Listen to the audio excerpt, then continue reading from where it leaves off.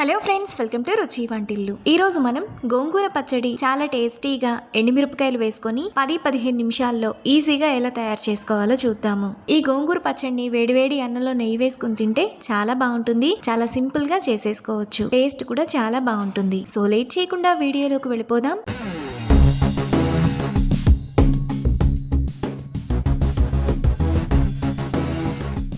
ముందుగా గోంగూర పచ్చడి చేసుకోవడానికి స్టవ్ మీద పాన్ పెట్టుకొని అందులో 1 టేబుల్ స్పూన్ ఆయిల్ వేసుకోవాలి. ఆయిల్ వేడైన తర్వాత 1 టేబుల్ స్పూన్ పచ్చిశనగపప్పు, 1 టీ స్పూన్ జీలకర్ర, 1 టీ స్పూన్ ధనియాలు, 15 ఎండుమిరపకాయలను ఇలా తుంచుకొని వేసుకోవాలి. ఇప్పుడు 2 రెమ్మల కరివేపాకు వేసుకొని ఎండుమిరపకాయలు పచ్చిశనగపప్పును లో ఫ్లేమ్లో బాగా ఫ్రై చేసుకోవాలి. ఈ పచ్చడిలో ఎండుమిరపకాయలను మీరు తినే కారాన్ని బట్టి వేసుకోవచ్చు. దినుసులు ఎండుమిరపకాయలు ఈ విధంగా బాగా వేగిన తర్వాత వాటిని మిక్సీ జార్లోకి తీసుకొని పక్కన పెట్టుకోవాలి. ఇప్పుడు అదే ప్యాన్లో 5 మీడియం సైజ్ కట్టల గోంగూరను ఒలిచి 3-4 సార్లు బాగా కడిగి వేసుకోవాలి. ఇప్పుడు లో ఫ్లేమ్లో గోంగూర దగ్గరకు అయ్యేంత వరకు కలుపుకోవాలి. గోంగూర ఇలా దగ్గరకు అయిన తర్వాత 2-3 నిమిషాల పాటు బాగా కలుపుకోవాలి. గోంగూర ఈ విధంగా బాగా ఉడికిపోయి దగ్గరకు అవుతున్నప్పుడు స్టవ్ ఆఫ్ చేసుకొని చల్లారనివ్వాలి.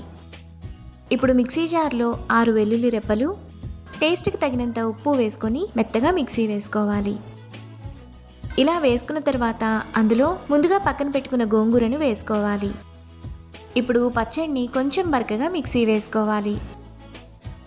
గోంగూర పచ్చడిని ఇక్కడ చూపిస్తున్నట్టు మరీ మెత్తగా కాకుండా ఇలా కొంచెం బరకగా వేసుకుంటే టేస్ట్ బాగుంటుంది. ఇప్పుడు ఈ పచ్చడిని పక్కన పెట్టుకోవాలి.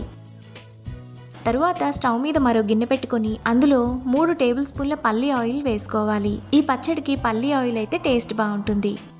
ఆయిల్ వేడైన తర్వాత 1 టీ స్పూన్ తాలింపు గింజలు, 1/2 టీ స్పూన్ ఇంగువ వేసుకొని ఫ్రై చేసుకోవాలి.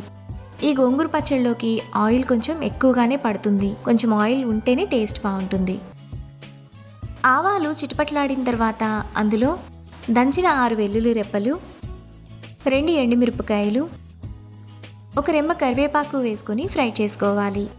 ఈ పచ్చడి చల్లారిన తర్వాత ఏదైనా ఎయిర్టైట్ డబ్బాలో స్టోర్ చేసుకుంటే వారం రోజుల పాటు నిల్వ ఉంటుంది. అదే ఫ్రిడ్జ్లో స్టోర్ చేసుకుంటే నెల రోజుల పాటు బాగుంటుంది.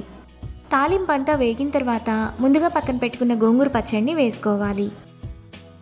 ఇప్పుడు పచ్చడిని తాలింపులో 1 నిమిషం పాటు బాగా కలుపుకోవాలి. 1 నిమిషం తర్వాత గోంగూర పచ్చడి మనకు ఈ విధంగా చాలా టేస్టీగా రెడీ అయిపోతుంది.